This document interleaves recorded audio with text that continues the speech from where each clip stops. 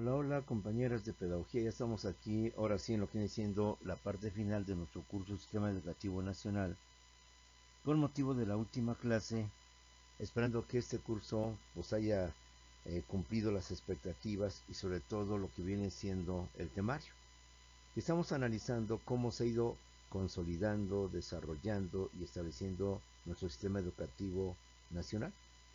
Ya en clases anteriores hemos visto cómo está integrado, cómo está estructurado, cómo está conformado por niveles, por grados, por tipos, por modos, etcétera. Pero estamos haciendo un recuento histórico de cómo este sistema educativo nacional se ha ido consolidando, se ha ido estableciendo. Se han creado instituciones que se han mantenido, que han consolidado nuestro sistema educativo nacional, otras que se crearon que quizás no tuvieron el efecto o los dados esperados y desaparecieron, pero que al menos como ideas o como proyectos o como hechos que se hicieron pueden servirnos para que después, según las circunstancias, podamos retomar esas ideas y llevarlas a cabo. Estamos viendo cómo las escuelas dominicales fueron ya establecidas desde la época de Álvaro Obregón, las escuelas nocturnas. Estamos viendo también cómo ahora, y hace unas décadas, se implementaron las escuelas, las licenciaturas ejecutivas o licenciaturas sabatinas. Que recuerdo cuando yo estaba en una escuela y nos dijeron esa situación de que iba a haber ya licenciaturas los sábados, pues no nos sorprendimos. O sea, como lo que se lleva en toda una semana se va a ver en un solo sábado. Recuerdo también que en aquel tiempo, cuando inician este tipo de licenciaturas, al menos donde yo me encontraba en aquel entonces, se pedían dos requisitos, porque no cualquier persona podía entrar a las licenciaturas sabatinas, licenciaturas ejecutivas, dadas las ventajas que tenía. Vas a estas ventajas, pues nada más ibas un solo día a la semana sin tener que ir los 5 días, con un horario además que había que cumplir de tal hora a tal hora. Entonces no se descartaba que muchos jóvenes aprovechando esa situación, pues bueno, más que para trabajar, pues simplemente para descansar más entre semana y un solo día dedicarse pues al supuesto estudio. Entonces, bajo esta perspectiva recuerdo que en un principio, al menos donde yo estaba, se decía que solo podían accesar a esas licenciaturas sabatinas los mayores de 20 años, es decir, no podían accesar los 18 y 19 años. Y segundo requisito, que solo podían accesar aquellas personas que siempre y cuando comprobaran que estaban trabajando. Si tú me acreditas que estás trabajando, que tienes un horario, etcétera, etcétera, entonces puedes inscribirte a la sabatina. Pero si no me compruebas que estás trabajando, entonces no te puedes ir a la sabatina y te queda entonces, vamos a decir, la ocasión de ir de lunes a viernes. Con el tiempo todo esto ya quedó en el olvido y ahora tengo entendido que no hay en ese sentido ese problema. Tengo entendido, no sé realmente. Pero la licenciatura sabatina o en algunas partes más la licenciatura ejecutiva va con ese fin. Que aquellas personas que por razones especiales de trabajo, atención al hogar les es imposible entre semana cubrir un horario de lunes a viernes desde las 8 hasta la 1 o desde las 3 hasta las 8 o 9 de la noche.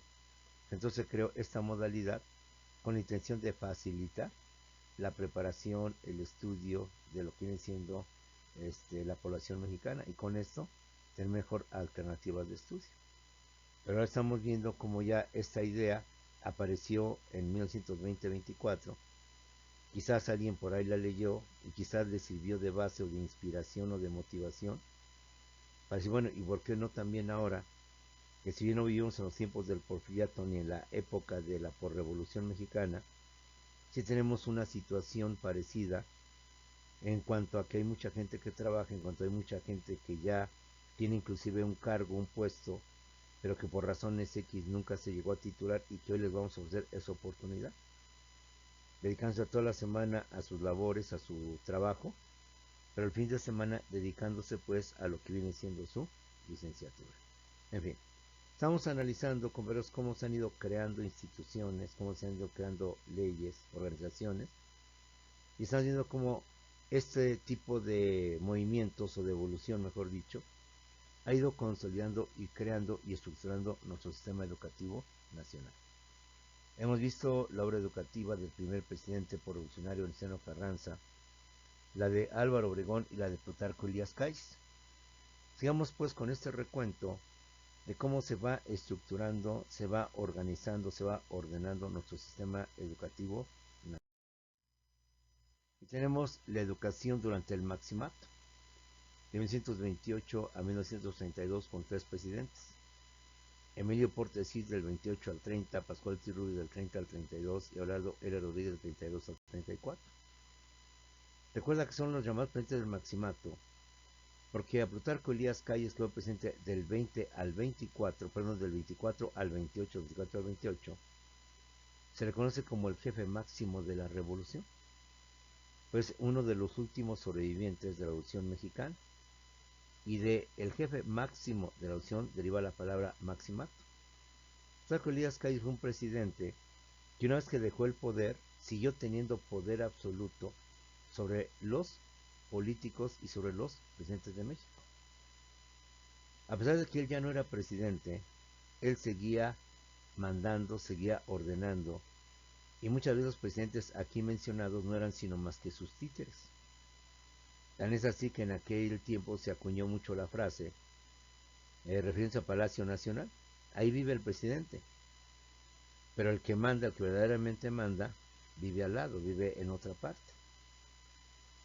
La prueba es que Pascual Ortiz Rubio, en un acto de mucha valentía, al no poder ejercer libremente la presidencia, al no poder él libremente determinar sus políticas, porque Plutarco Elías Calles lo tenía que aprobar o lo tenía que desaprobar, decide renunciar. Fue el presidente que renunció y que así lo manifestó. Palabras más, palabras menos, dado que me es imposible gobernar por mí mismo y establecer mis propias políticas porque tengo la presión de Plutarco Elías Calles, renuncio. Por eso si te fijas y eres acuicioso, compañera, los presidentes nada más duran 2 años, del 28 al 32, del 28 al 30, del 30 al 32 y del 32 al 34. Portes Gil dura 2 años porque recuerda que después de Plutarco Elías Calles se reelige Álvaro Obregón para un segundo periodo. Antes de que tomara posesión lo asesinan. Lo nombran a Portes Gil como presidente provisional, en lo que organiza elecciones, en lo que todo eso, y por eso dura 2 años. Pascual Ortiz Rubio gana las elecciones y se convierte el nuevo presidente. Pero es el presidente que te digo que tuvo el valor, la valentía, los pantalones para renunciar a la presidencia, bajo el argumento de que Calles no dejaba gobernar por sí mismo. Gerardo L. Rodríguez lo que vino a hacer es complementar los 2 años que no pudo terminar de cumplir Pascual Ortiz Rubio. Y por eso también es un presidente provisional, un presidente interino, para poder terminar el cuatrienio de Pascual Ortiz Rubio, que no lo terminó por su renuncia, por no permitir, manejar libremente la política, dado que Calles tenía todavía mucha influencia. ¿Qué pasó en términos educativos en este llamado periodo maximato, en este llamado dominio de Plutarco Elías Calles, aun cuando él ya no era presidente? Primeramente se da la autonomía universitaria, converso. De forma parcial se da ante el gobierno de Emilio Portes Gil y de manera total se da durante el gobierno de Abelardo L. Rodríguez, que consagra la libertad de cátedra. Como tú bien sabes, la universidad en su nombre lleva la palabra autónoma, Universidad Nacional Autónoma de México.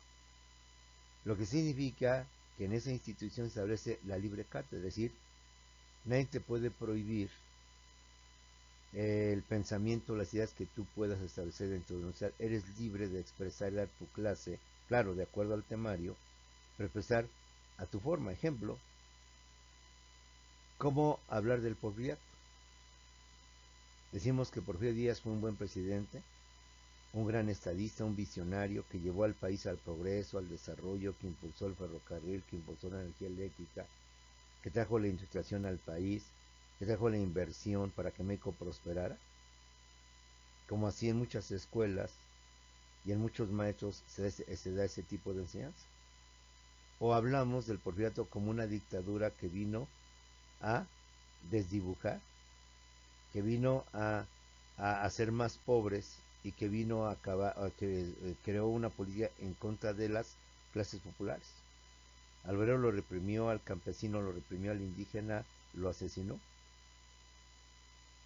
que Porfirio Díaz benefició a unos cuantos, a las minorías, y perjudicó a las mayorías, que su política, más bien una política, sí, inhumana, una política antilaboral, una política anti-indígena, y que llevó al exterminio a muchos indígenas, sobre todo a los mayas de Yucatán y a lo que venían siendo los de Chihuahua, los tarahumaras.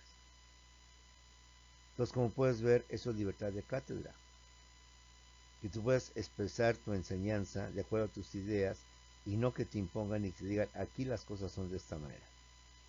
Usted que va a dar historia, usted cuando hable de Porfirio debe hablar de un gran presidente y no de un mal presidente. Debe hablar de sus inversiones, de que hubo carreteras, hubo ferrocarril, y no de que reprimió a los obreros de Cananea, de Río Blanco, de que exterminó a los indios yaqui de Sonora, que exterminó a los indios mayas de Yucatán, etcétera, etcétera.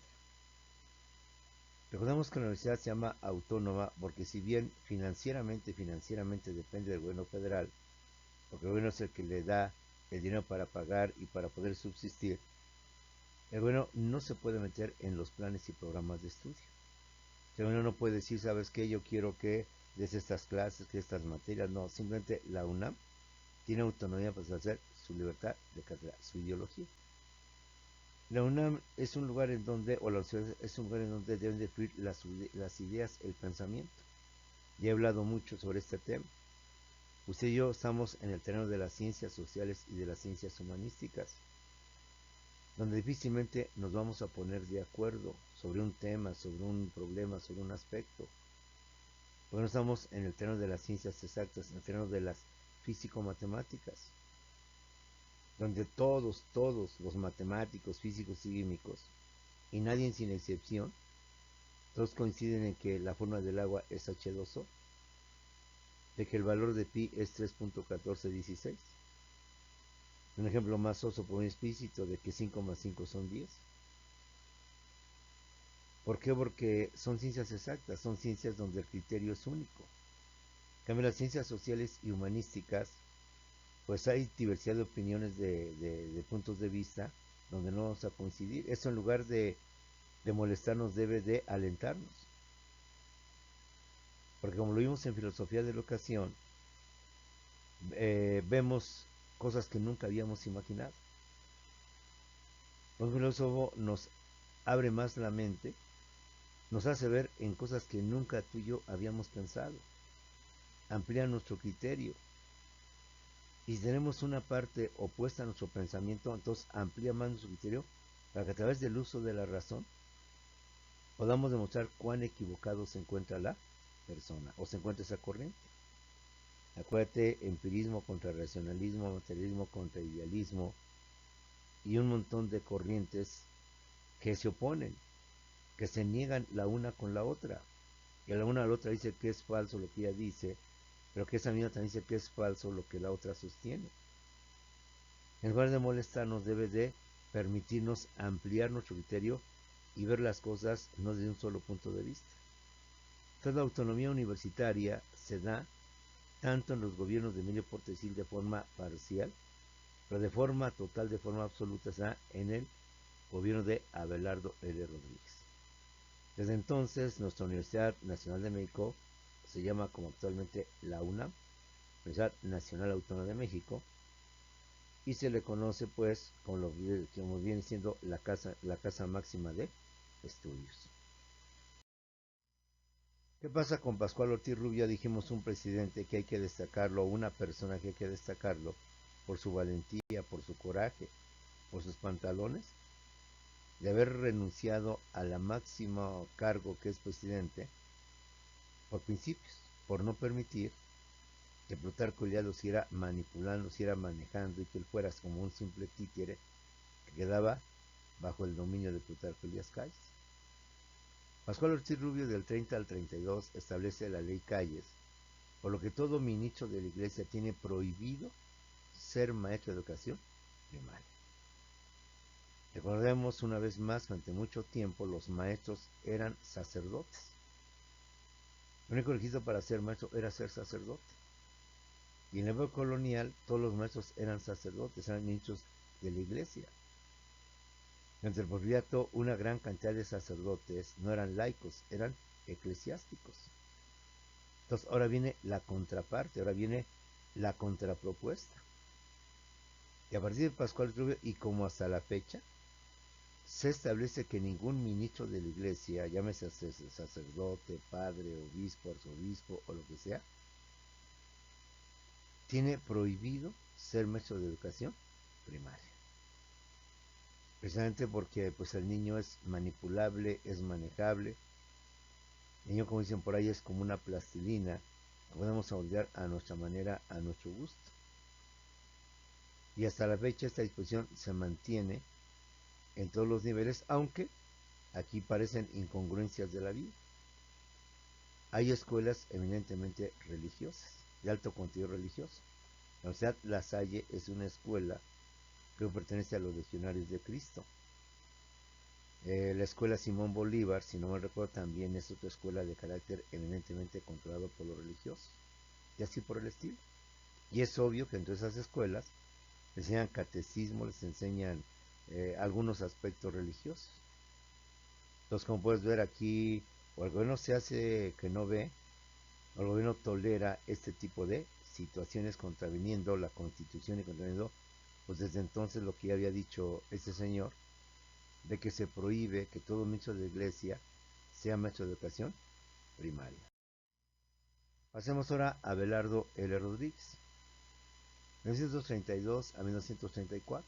Increíblemente, en ese tiempo, en los años 30, Abelardo L. Rodríguez decide implementar la educación sexual en los 2 últimos años de la primaria, para que en la secundaria se conozca la reproducción de los seres vivos, ante lo cual el secretario de Educación, Narciso Bassols, tuvo que renunciar por considerarlo un ser diabólico. Estamos en los años 30, en una ciudad muy cerrada, muy conservadora, una sociedad muy espantada, una ciudad que no iba a permitir esto. Te doy un dato, por si de algo te sirve, y perdón por hablar de la primera persona. En los años 60, en los años 70 estaba prohibidísimo hablar de educación sexual en las escuelas. Soy de las personas que crecí conociendo o sabiendo despertar al sexo, no por una escuela, no por un libro, no por un maestro, sino por los amigos, por los cuates. Y por razones muy especiales, pues no te digo los mitos o leyendas que nos inculcaban los más grandes, los cuates más grandes, que nos hacían ver cosas que, pues, ay, caray, como que decías, ay, no puede ser eso. ¿Por qué? Porque no estaba bien visto todavía en los años 60 y 70, parte de los 70, que una persona ajena a mi familia le esté enseñando a mi hijo que el glande, que el pene, que los testículos, que la vagina, que el clitoris y no sé cuántas cosas más.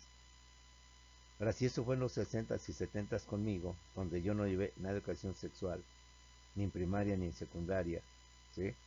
Fíjate, en los años 30. Es decir, como que este señor, Abelardo de Rodríguez y Narciso Bassols, que por cierto, hay muchas escuelas, primarias y secundarias que van este nombre,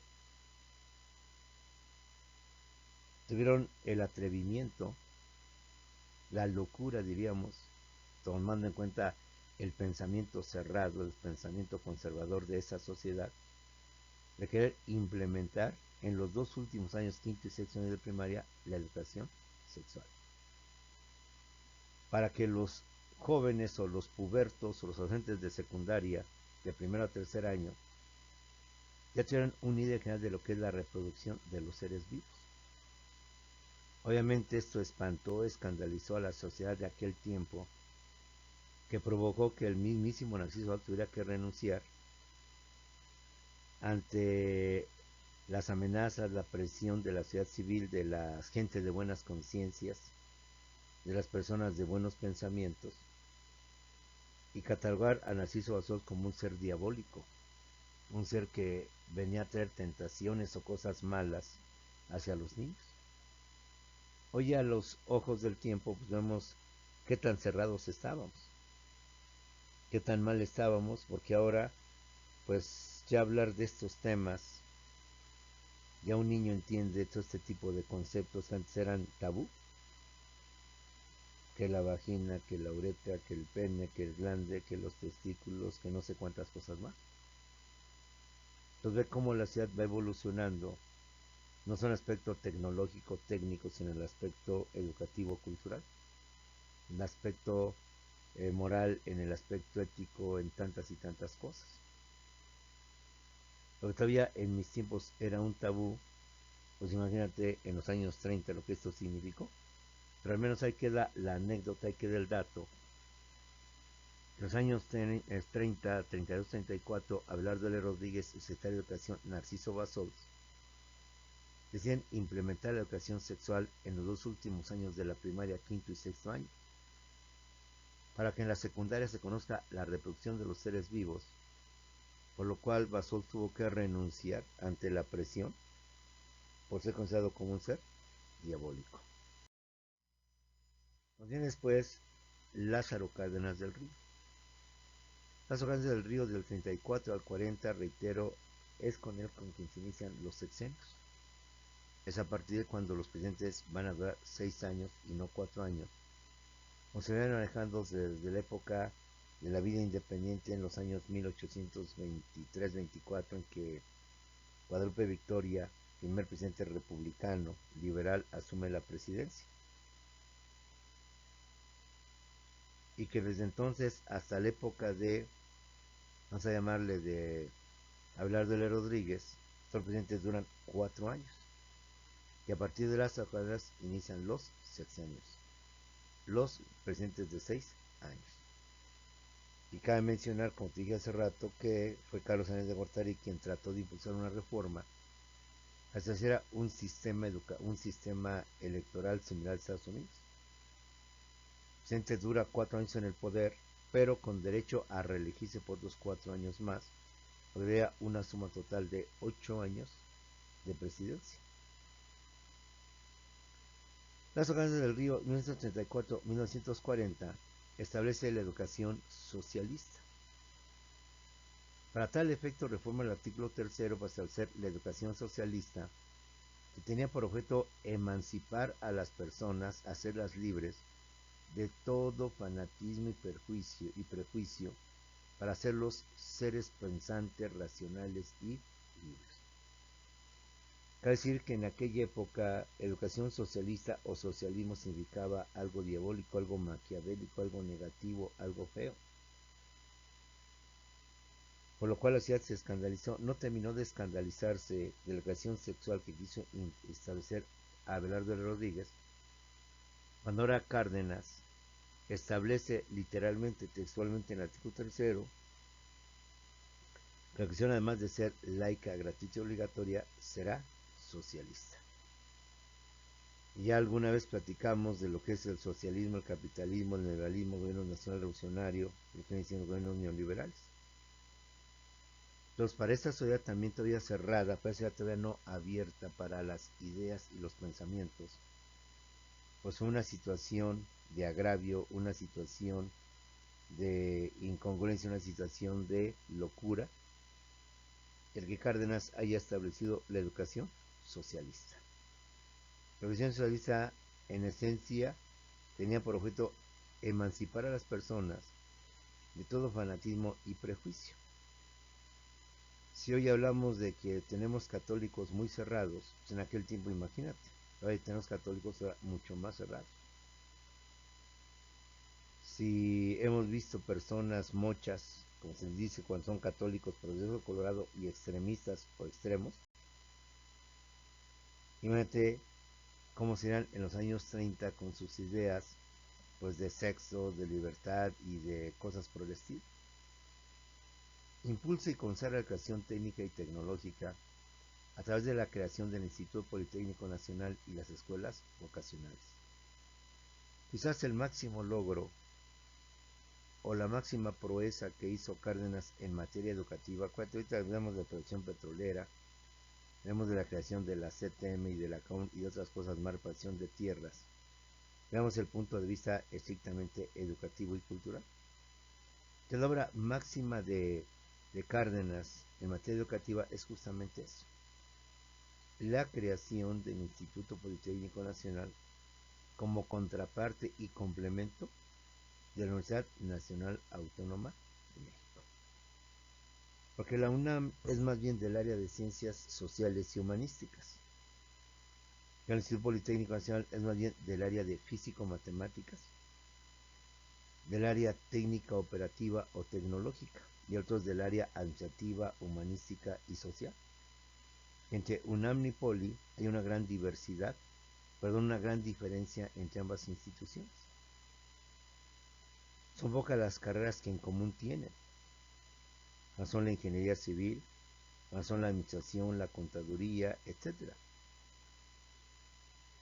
Pero difícilmente, o muy poco, el Politécnico tiene, por ejemplo, la escuela de psicología, tiene escuela de economía y otras escuelas, pero no tiene derecho, no tiene pedagogía, no tiene literatura, ciencias o profesiones eminentemente sociales, eminentemente humanísticas. De esa manera se decía, se cerraba lo que vienen siendo las dos máximas instituciones de educación superior, por un lado la UNAM, por otro lado el Instituto Politécnico Nacional. Y esta escuela de educación superior se complementa con las llamadas vocacionales, que originalmente tenían ese nombre, las vocaciones, es decir, el equivalente a las preparatorias. Te recuerdo que en mis tiempos, cuando tú salías de secundaria, tenías dos opciones, nada más dos: o te ibas al Poli o te ibas a la UNAM, o eras burro blanco o eras puma. Aun cuando todavía estábamos chicos en la primaria, ya debatíamos como un América Guadalajara, como un Cruz Azul América, ¿sí? ¿Y tú a dónde vas o a quién le vas? Y ya nos peleábamos, aunque éramos niños, aunque estábamos en la secundaria, sobre el Poli y la UNAM. Ya sentíamos esa pasión por estas dos únicas máximas casas de estudio públicas, a las cuales podíamos ver los entonces, en aquel tiempo, adolescentes, pubertos o jóvenes o niños, porque te vuelvo a repetir, desde la primaria recuerdo que debatíamos, nos peleábamos como si habláramos de América Guadalajara, como si habláramos de, no sé, temas que están en constante debate. Y los que en aquel tiempo estábamos jóvenes teníamos nada más opción: o te ibas a la UNAM o te ibas al Poli. Perdón por el comentario personal, yo siempre me he sentido muy ligado al Poli. Yo estoy en la UNAM, pero me sentí muy ligado al Poli. ¿Por qué? Porque en aquel tiempo estaban mucho las películas donde nos estigmatizan. El estudiante del Poli es el estudiante pobre, el hijo del mecánico, el hijo del obrero, el hijo del campesino que quiere superarse. En cambio, el estudiante de la UNAM es el niño de la clase rica, el niño bonito, el niño que tiene todas las comodidades, el niño de la riqueza. Y entonces estas películas fomentan ese criterio. Y yo crecí con ese criterio, pues me sentí más politécnico que universitario. Pero cuando quise estudiar mi carrera, pues comprenderás que en el Poli no hay licenciatura en Derecho, y entonces tuve que escoger la UNAM. Y en fin, después con el 68, pues ya me sentí ambos, politécnico y universitario. Establece además la Universidad Obrera por razones obvias, dado que él seguía una ideología socialista, y el socialismo en esencia establece la historia del proletariado, lucha de clases sociales, etcétera, etcétera. Se entiende por qué creó o estableció también la Universidad Obrera. Las Agujadas del Río nos vamos hasta Miguel Alemán Valdés, de 1940 a 1946. Miguel Alemán Valdés lleva a cabo la construcción de Ciudad Universitaria, para que de esta manera la UNAM tenga un campo propio, un campus destinado únicamente a lo que viene siendo esta institución, que hasta la fecha se mantiene. Cabe destacar que Miguel Alemán, en un acto quizás de soberbia pedantería, mandó a hacer su estatua frente de rectoría, para que así se le reconociera y se le viera como el gran creador o padre de la UNAM. Los estudiantes la detonaron, la mandaron tirar, la destruyeron. y hubo dos intentos, o sea, dos intentos en donde se levantó y dos intentos en que se destruyó. Miguel Alemán Valdés lleva a cabo la construcción de CEU de Ciudad Universitaria.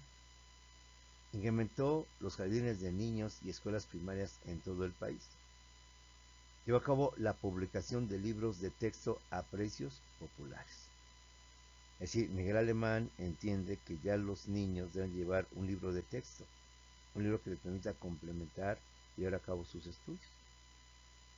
Pero no establece todavía gratuitos, sino libros de texto a precios populares. Crea la Dirección de Enseñanza Normal, así como también el Instituto Nacional de Pedagogía y la Escuela Normal Superior. ¿Sí? Como puedes ver, se va consolidando, se va estructurando, se va ordenando nuestro sistema educativo nacional. Y estamos viendo cómo a través de los diversos presidentes se van creando las instituciones, los niveles, los grados, los modos, los tipos de educación que se irán dando, implementando las escuelas, las instituciones, que harán de cumplir con esta misión y que irán consolidando nuestro sistema educativo nacional. Miguel Alemán Valdés 4046 lleva a cabo la construcción de CEU, de Ciudad Universitaria, incrementa los jardines de niños y escuelas primarias en todo el país, lleva a cabo la aplicación de libros de texto a precios populares, aún no están los libros de texto gratuitos, se crea la Dirección de Enseñanza Normal, se crea el Instituto Nacional de Pedagogía y la Escuela Normal Superior. ¿Sí? De ahí nos saltamos a Adolfo López Mateos. Adolfo López Mateos fue presidente del 58 al 64. Él sí crea la Comisión Nacional de Libros de Texto Gratuito, la expedición y distribución de los mismos a nivel nacional. Si bien Alemán fue el que expidió los libros de texto, no los expidió a título gratuito, sino los expide a costos bajos. En cambio, Adolfo López Mateos sí establece los libros de texto gratuitos. Y a la fecha, esta Comisión Nacional de Libros de Texto Gratuitos se mantiene, se sostiene. Y esta política, sea el partido que sea, la tendencia que sea, desde Adolfo Mateos hasta la fecha, los presidentes han mantenido esta política, esta estrategia, este programa, llámense como lo quieran llamar, de libros de texto completamente gratuitos, expedidos, autorizados, impresos, realizados, redactados por el propio gobierno federal. Aunque pueden cambiar en su contenido, en su esencia, pero la idea es, tu gobierno expide, elabora, regala, distribuye de forma gratuita los libros de texto que llevan a cabo en las primarias. Establece además el Instituto Nacional de Protección a la Infancia, el famoso INPI, que se encarga de repartir los desayunos escolares. Aunque no lo creas, y según usted lo ha escuchado, una etapa en que se distribuían los famosos desayunos escolares en la primaria. Aunque tu maestro ya está viejo, lamentablemente yo no viví esa época. Yo cuando entré en la primaria, años 60, ya no existían los famosos desayunos escolares. Ya no había. Fue por los años 80, ya cuando yo no estaba yo en la primaria, sino que a través de mis sobrinos, me enteré a través de los desayunos escolares que ya eran una bolsita que les daban a los niños con una lechita, unas galletitas y una fruta. Entonces les daba, se les llevaba, y pues los chamacos ya es como todo, a veces lo llevaban hasta la casa, pues la bolsita sin abrir o con abierta, pero sin utilizar gran cosa, etcétera, etcétera, ¿no? Entonces esa época bonita de los desayunos escolares, pues no la logré vivir, pero sí todos alguna vez escuchamos de ella. Entonces es Adolfo López Mateos quien te crea el INPI, que se va a encargar de repartir los años escolares. Algunos autores hablan que el INPI viene siendo el centro de lo que es el IMAN, Instituto Mexicano de Asistencia a la Niñez, y que a la fecha se ha convertido en los DIF, Sistema de Desarrollo Integral de la Familia. Entonces es una institución de beneficencia pública que crean los gobiernos federal y estatal para ayudar a la gente de escasos recursos con asesorías jurídicas, odontológicas, de dientes, pues, psicológicas, inclusive de hospitalización, donde mucha gente, da su condición económica, difícilmente puede acceder a este tipo de servicios. Inaugura la Ciudad Politécnica como una contrapostura a Ciudad Universitaria. Lamentablemente el título de Ciudad Politécnica no prospera como sí prosperó el de CEU o Ciudad Universitaria, y se conoce más bien como la Unidad Profesional Zacatenco del Instituto Politécnico, y Zacatenco es más clásico conocerlo como el centro, el corazón del Poli, como lo es CEU, el centro, el corazón de la UNAM. Y en la UNAM sí prosperó Ciudad Universitaria CEU, aunque en el Poli no prosperó Ciudad Politécnica. De ahí pasamos a bueno de Gustavo Díaz Ordaz, 6470. El gran asesino, como yo le llamo, junto con Echeverría, los dos grandes asesinos. Lamentablemente, por razón de tiempo, no puedo ahondar mucho, pero sí tener presente, porque el 2 de octubre no se olvida, que este presidente fue el que ordenó la matanza cobarde, artera, de estudiantes indefensos en la plancha, en la Plaza Tlatelolco de las Tres Culturas, el 2 de octubre de 1968. Ojalá algún día tengamos oportunidad de platicar sobre este tema, porque indirectamente yo fui testigo. A pesar de mis 11 años, yo viví esa etapa, y yo conocí esa etapa, y de ahí seguramente me nació el amor por la política, el amor por entender y comprender a estos, hoy diría, malditos gobiernos, que masacraron, que vilipendiaron, que humillaron, que degradaron a los estudiantes. Donde me queda claro que los únicos culpables fueron el ejército, fue Gustavo Díaz Ordaz, Luis Echeverría, los asesinos. Y que lamento mucho que nunca en vida se le haya juzgado, se le haya sentenciado, porque haber vivido un régimen priista lleno de corruptelas, solo personas sin uso de razón pueden seguir pensando que el PRI debe de regresar nuevamente al poder. Si conociéramos la historia, viéramos realmente quién fue el PRI y todo lo que cometió, pues olvídense, pero bueno, para eso nos sirve la historia. Pero naturalmente nunca hemos sentido el verdadero intención o objetivo de la historia. La vemos como algo que tiene que ver, ya pasó, yo no vivía en esta etapa, a mí qué me importa lo que pasó cuando yo todavía no había nacido, etcétera, etcétera. Yo quisiera que algún día tenga la oportunidad de platicar sobre el 68. Hay mucha tela donde cortar, hay muchas cosas que platicarte, vivencias, libros, Elena Poniatowska, La Noche de Tlatelolco y muchas cosas más. Para efectos prácticos y por razón de tiempo y razón de todo lo que tú quieras, solo hay que recordar a Díaz Ordaz en cuanto a su aspecto educativo como el gran asesino de estudiantes del 2 de octubre de 1968. De ahí pasamos con otro gran asesino, Luis Echeverría Álvarez, quien tuvo, y se dice, para mí los dos, tanto Echeverría como Díaz Ordaz, recordemos que en la época de Díaz Ordaz, Echeverría era el secretario de Gobernación, encargado de la política nacional. Por tanto, él es el que tuvo que haber ordenado la matanza del 68, pero con el permiso o autorización de Díaz Ordaz, y si no fue así, hubo haber sido un desacato y por tanto un arresto y una prisión a Echeverría por no obedecer las órdenes del presidente. Pero si no hizo nada Díaz Ordaz, seguramente es porque entre ambos personajes perpetraron este lamentable suceso.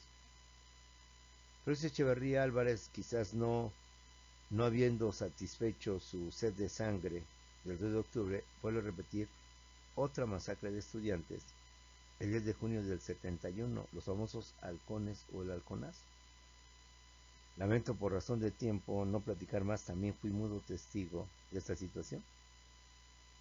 Porque en la secundaria donde yo estaba pegada a la normal, al caso Santo Tomás, donde se realizó esta masacre del 10 de junio del 71. E indirectamente fui testigo de esa masacre, y a través del director y de unos maestros que se quedaron en la secundaria ese día, nos sacaron, nos dijeron que no había clases, obviamente feliz, contentos todos porque no había clases. Después al otro día supimos lo que pasó en la noche, en la tarde, y el otro día nos platicaron nuestro director y maestros lo que ellos vieron al quedarse en la escuela cuidando, resguardando, etcétera.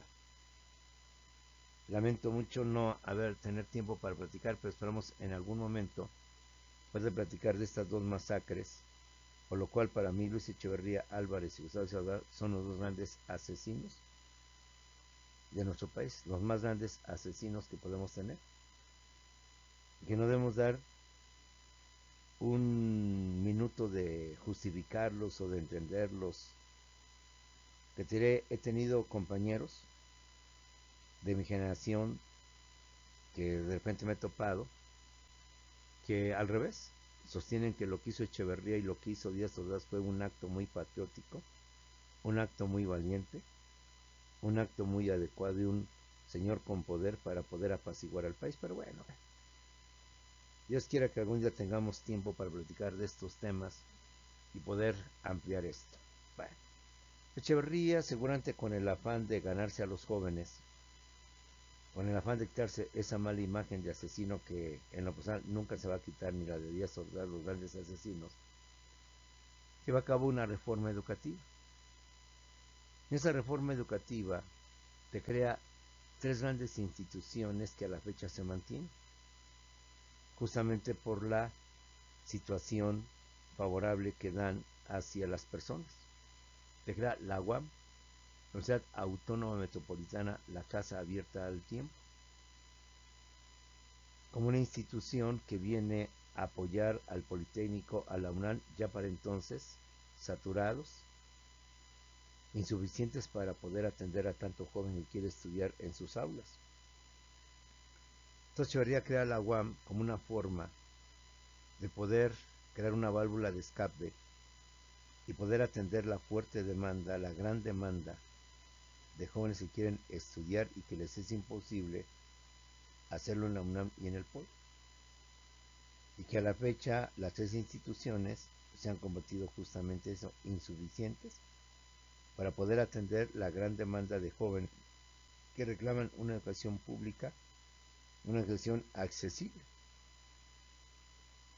Otra de las intenciones de Echeverría, con el ánimo de ganarse a los jóvenes, y quizás con este tipo de canonjías o de situaciones, instituciones, borrar esa imagen de asesino, que nunca se me va a borrar, se crea los CCHs, los Colegios de Ciencias y Humanidades. Y perdón con el comentario en primera persona, también soy de los primeros CCHeros.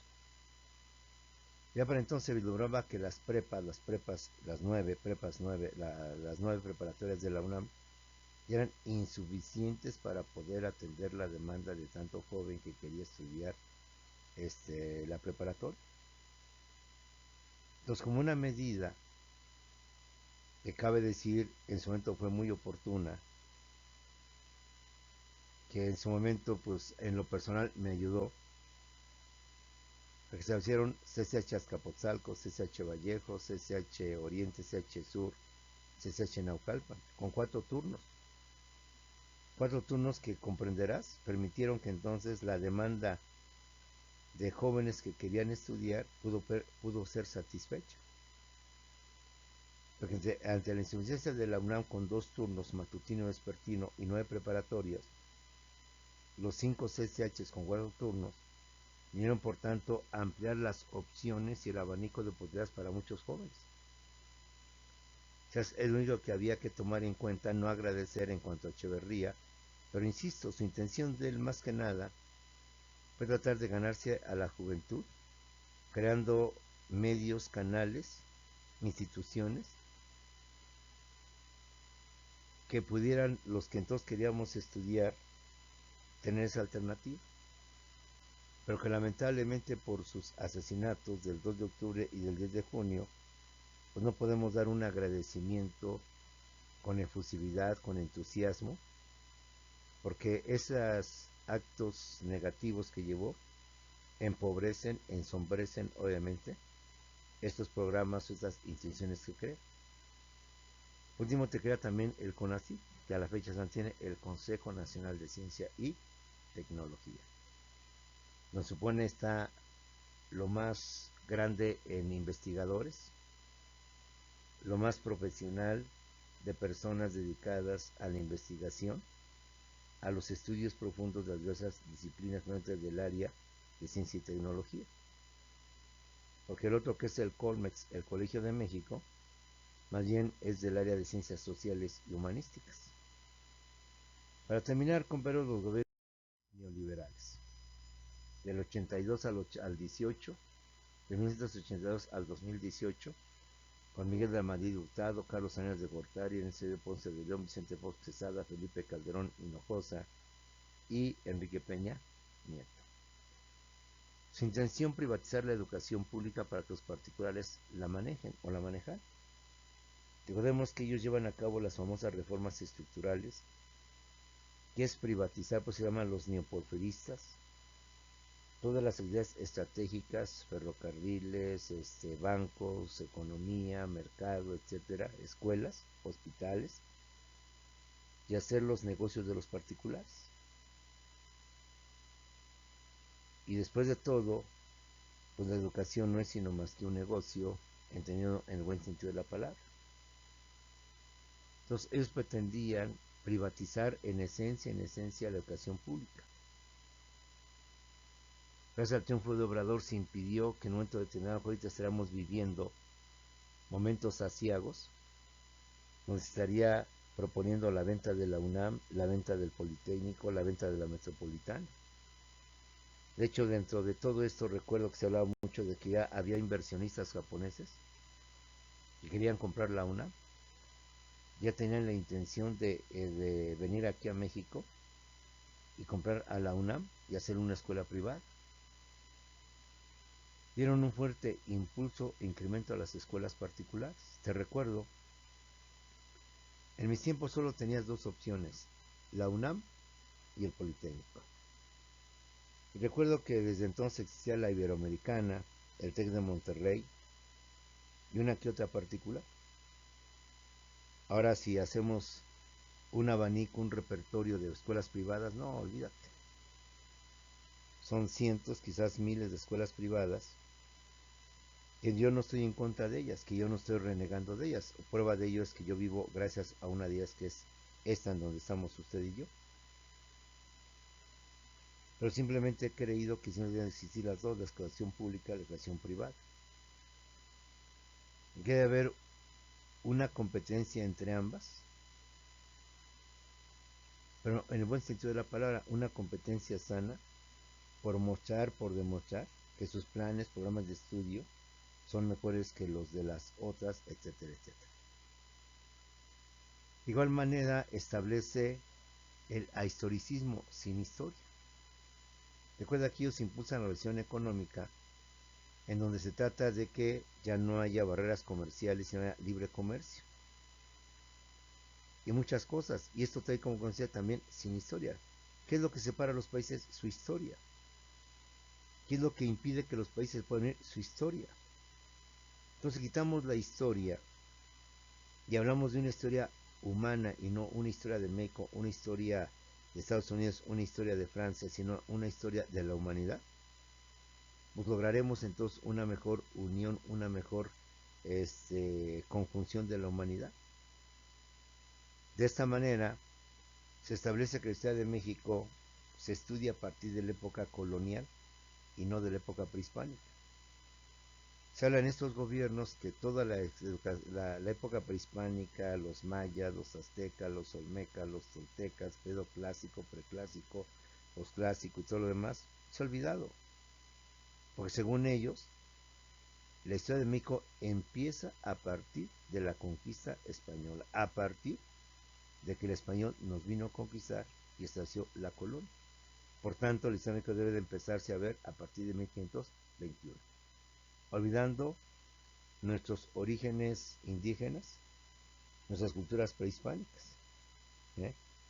Por eso ahora entendemos que López Obrador le ha cambiado el título de conquista española por el título de resistencia indígena. Son otras ideologías, otras formas de ver. Ahora entendemos por qué en los libros de historia, como un tema, ya no va a aparecer el tema conquista española, sino va a aparecer el tema resistencia indígena, lo cual en lo personal para mí es muy loable, es muy correcto. y se me hacía un absurdo que quisiera desaparecer la historia de México, todo lo relacionado con la época prehispánica.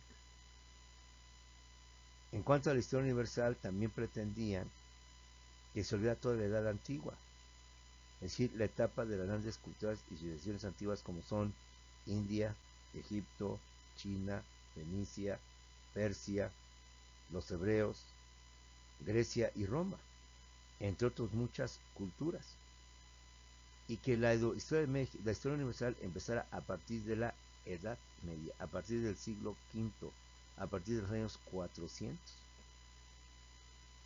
porque para ellos la verdadera historia del mundo empieza a partir de la Edad Media y no a partir de la Edad Antigua. Se les olvida que toda nuestra cultura, por ejemplo, en el caso de la cultura occidental, viene de Grecia y viene de Roma, la cultura grecorromana. Y todas nuestras instituciones y todos nuestros conocimientos están basados en ellos.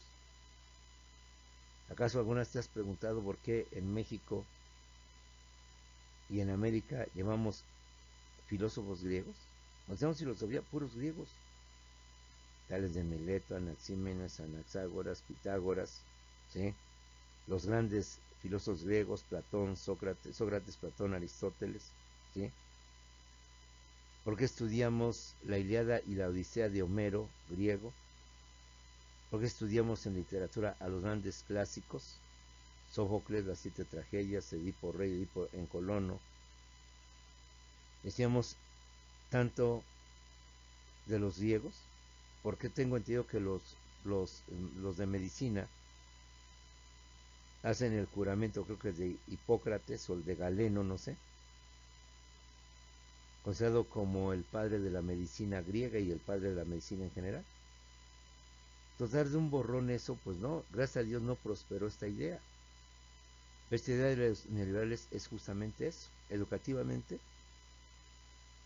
acabar con la historia prehispánica, con la historia antigua, e iniciar la historia a partir de la época colonial, que para mí es la época más desnedable, la más oprobiosa, la que nos vino a fregar por completamente a los mexicanos, donde perdimos absolutamente todo. Y desde entonces no nos hemos podido levantar de 1521. Y quitarle la historia universal, todo lo que aportó Fenicia, Persia, Grecia, Roma, la India, China, que siguen siendo las culturas más antiguas, se me hace un absurdo, algo ilógico. De igual manera, establecen la educación por competencias, reconociendo ellos que la competencia es un concepto económico que se aplica dentro de la economía, pero que lo aplican dentro de la educación. Y que vuelvo a repetir, así como nos critican, pues la educación por competencias también fue un completo fracaso. Yo viví esa etapa constantemente en otras escuelas donde me encontraba, curso de competencias por fulano, por sultano, y competencias y más competencias. Hoy ya terminaron las competencias, hoy estamos en las habilidades socioemocionales. Y al rato vienen otros, como un tiempo fue el aprendizaje significativo, otro tiempo fue el constructivismo, y así se van dando. A ver qué otras nuevas modalidades vienen por ahí, sin que nuestros autoridades le den al clavo, para saber cuál es el modelo o cuál es el sistema que nos permita realmente que los jóvenes aprendan realmente a este estudio. Hasta la fecha, pues competencias, yo no vi ningún resultado positivo, yo no vi realmente que se lograra lo que estos señores pretendían. Al final y al cabo, en lo personal, se acabó esta pedida de los gobiernos neoliberales. Estamos iniciando una nueva, pero recuerda, no estás obligado a creerme, porque estamos en el terreno de ciencias sociales y en el terreno de ciencias humanísticas. Pues, compañeras, con esto terminamos nuestro curso de Sistema Educativo Nacional. Con esto terminamos una clase más de las que ya les he dado, esperando vernos nuevamente, y si no, pues aquí estamos para servir el profesor Simón Peralta.